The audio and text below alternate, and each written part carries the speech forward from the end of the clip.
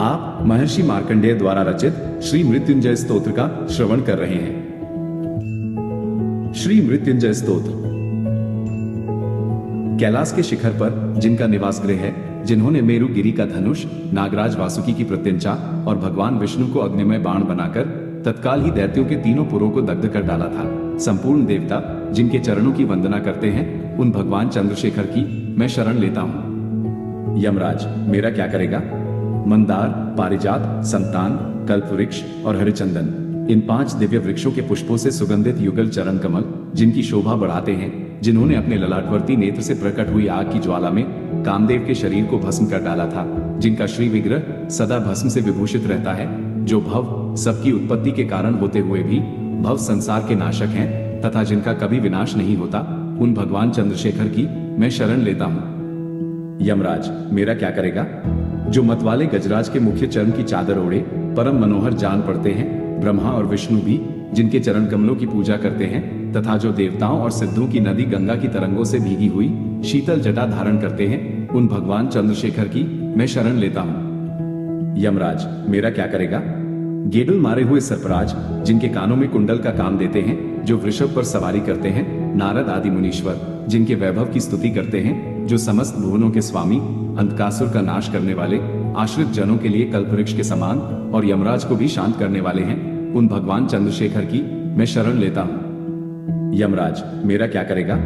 जो यक्षराज कुबेर के सखा, भक्त देवता की आंख फोड़ने वाले और सर्पों के आभूषण धारण करने वाले हैं, जिनके श्री विग्रह के सुंदर वाम भाग को गिरिराज किशोरी उमा ने सुशोभित कर रखा है, कालकूट विष पीने के कारण जिनका कंठ भाग नीले रंग का दिखाई देता है, जो एक हाथ में फरसा और दूसरे में मृग लिए रहते हैं, उन भगवान चंद्रशेखर की मैं शरण लेता हूँ। यमराज मेरा क्या करेगा?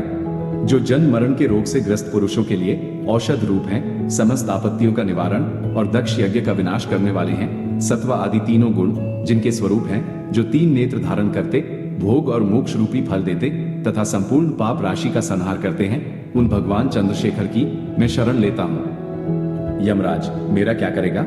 जो भक्तों पर दया करने वाले हैं, अपनी पूजा करने वाले मनुष्यों के लिए अक्षय निधि होते हुए भी जो स्वयं दिगंबर रहते हैं, जो सब भूतों के स्वामी, परात्पर, अप्रमेय और उपमारहित हैं, पृथ्वी, जल, आकाश, अग्नि और चंद्रमा के द्वारा जिनका श्री विग्रह सुरक्षित है, उन भगवान चंद्रशेखर की मैं शरण लेता हूँ। यमराज मेरा क्या करेगा?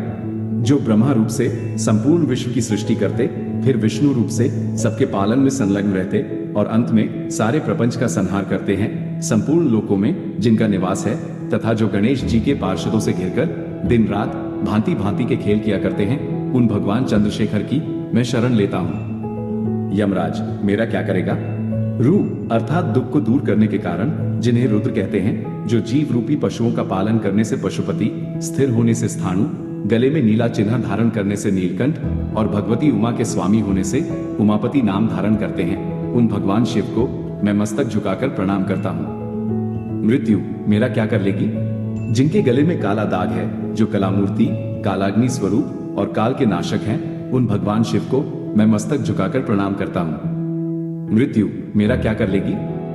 जिनका कंठ नील और नेत्र विकराल होते हुए भी जो अत्यंत निर्मल और उपद्रव रहित हैं, उन भगवान शिव को मैं मस्तक झुकाकर प्रणाम करता हूँ। मृत्यु मेरा क्या कर लेगी?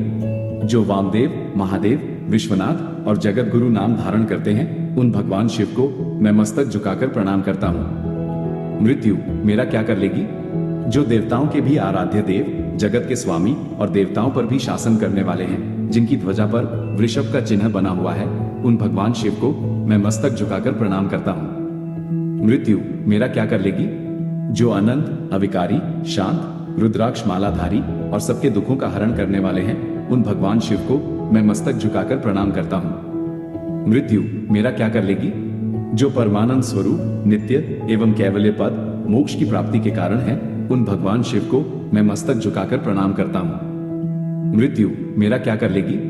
जो स्वर्ग और मोक्ष के दाता तथा सृष्टि, पालन और संहार के कर्ता हैं, उन भगवान शिव को मैं मस्तक झुकाकर प्रणाम करता हूँ। मृत्यु मेरा क्या कर लेगी? इस प्रकार श्री पद्म पुराणांतर्गत उत्तरखंड में श्री मृत्युंजय स्तोत्र संपूर्ण हुआ।